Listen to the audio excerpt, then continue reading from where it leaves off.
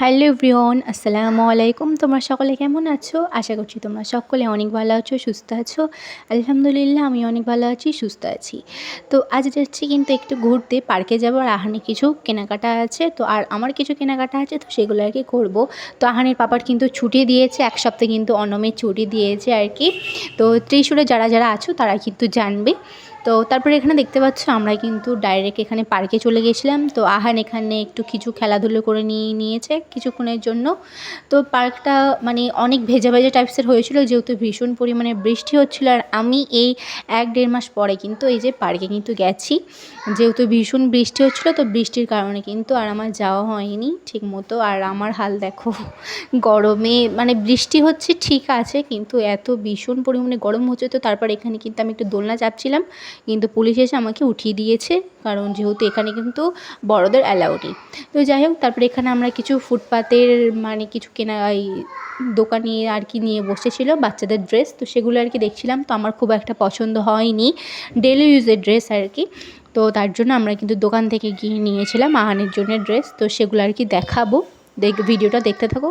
তো তারপরে এখানে দেখতে পাচ্ছ আমি কিছু ইয়াররিংস দেখছিলাম। তো আমি এখান থেকে কিন্তু চুজ করে 3টে কিন্তু ইয়াররিংস নিয়েছি। আর এখানকার ইয়াররিংসের যা ভীষণ পরিমাণে দাম, কি বলবো, মানে 2-3টের বেশি আর কি নেওয়া যাবে না।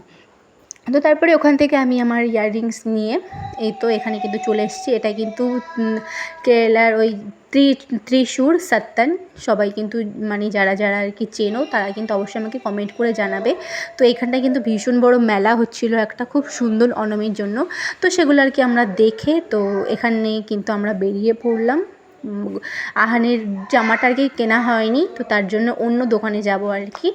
তো ওখান থেকে ত্রিশূর থেকে কিন্তু বেরিয়ে চলে আসলাম।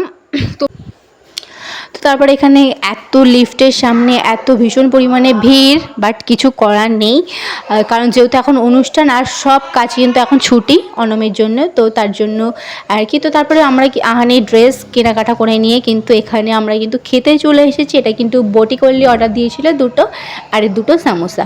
তো এই ছিল আমাদের আজকে সন্ধ্যের আর কি খাবার। আমাদের কিন্তু বটিকল্লি খেতে খুবই ভালো লাগে।